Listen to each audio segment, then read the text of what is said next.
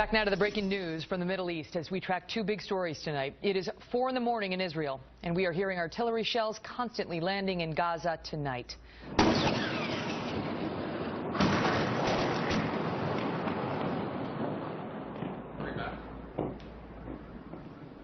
Those are the sounds of war. And what does it mean for the United States? Brooke Goldstein is the director of the Lawfare Project and a human rights attorney. What about that, Brooke? What does it mean for us? Well, I think it means that we have to pay attention very, very closely because there are several reasons why Americans should care very deeply about this current conflict. And number one, because of 9/11, because Hamas and Al-Qaeda are the same type of Islamist terrorist groups that are theologically motivated with the goal of destroying the West. And Hamas is attacking Israel, not because it's engaged in some sort of civil rights battle for the Palestinian people, for Palestinian sovereignty. We know Hamas does not care about the Palestinian people because they are using them as human shields. Hamas is attacking Israel because it sees Israel as the outpost of the West in the Middle East. And it knows if we abandon Israel, if we allow Israel to be destroyed, then we are next and it can destroy us.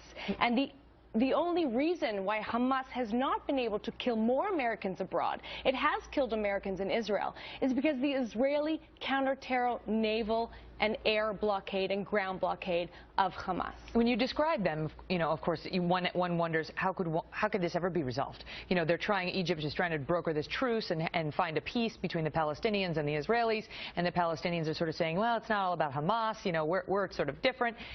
How can we ever, you watch the artillery shelling land and continue tonight, and you think, there's no way out. Hamas isn't going to say, okay, Israel, you get to exist.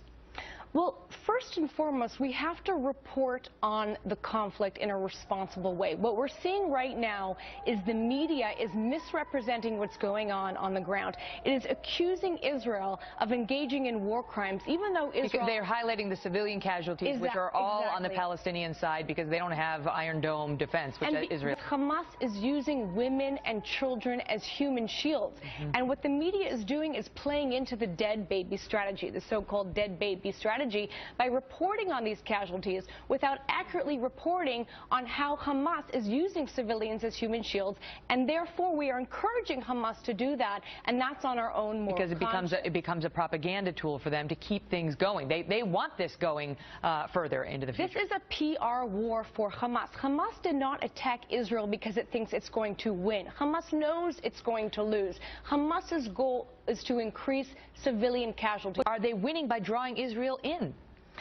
Well, they're winning the PR battle because the Western media is allowing them to, and they're also winning in the sense that the Obama administration has refused to cut off funding to the Palestinian Authority, even though it has now announced a partnership with Hamas. So you could make the argument that U.S. taxpayer dollars are going towards aiding and abetting a terrorist group, a designated terrorist group illegally that is currently engaged in a war against our ally and murdering its own civilians in the process.